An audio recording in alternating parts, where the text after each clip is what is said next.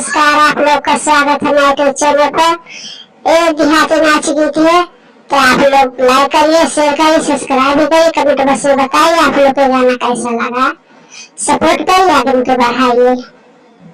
लागल करनवा जारी गइल हो, करनवा जारी गइल हो, करिया संग भइल बियाह हम छोटी ननदी, करिया संग भइल बियाह हम छोटी ननदी। नैहर बाटी देखली पीछवा, आई के करियावा बात ठार हो। नैहर बाटी देखली पीछवा, आई के करियावा बात ठार हो। मान करेला घीची मारी चारी चटकाना, रखलू अपन सुनुरवा कलाज हो।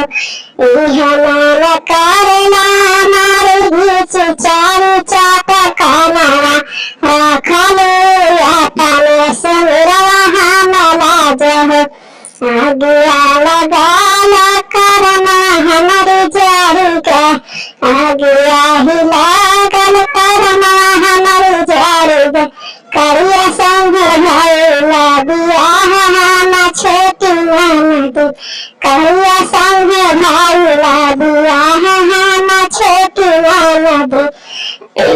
पानिया भरान गइली देखलू पीछवा, आई के करिया बात ठार हो। पानिया भरे गइली देखलू पीछवा, आई के करिया बात ठार हो। मान करेला घीची मारी चारी चटकाना, रखलू अपन सुनुरवा हमलाज हो। मान करेला घीची मारी चारी चटकाना, रखलू अपन सुनुरवा हमलाज हो।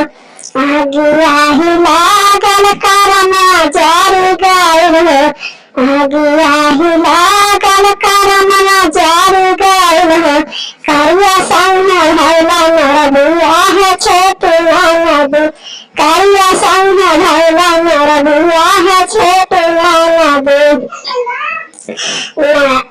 रोटिया बनाए गइल देखलू करिया पीछवा, आई के बात ठार हो। रोटिया बनाए गइल देखलू पीछवा, आई के करिया बात ठार हो। मान करेला घीची मारी चारी चटकाना हो, रखलू अपने सुनुरवा कलाज हो।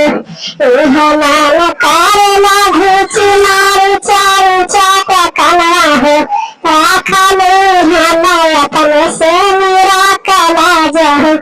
आगिया ही लागल करना जारी गइल हो, आगिया ही लागल करना जारी गइल हो, करिया संग भइल मोर बियाह छोटी ननदी, करिया संग भइल मोर बियाह छोटी ननदी।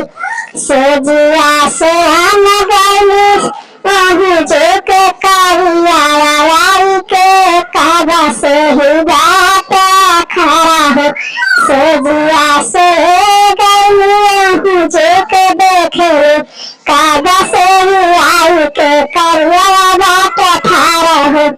मान करेला से जिया छोड़ के जाई हो, मान करेला से जिया छोड़ के जाई हो, करिया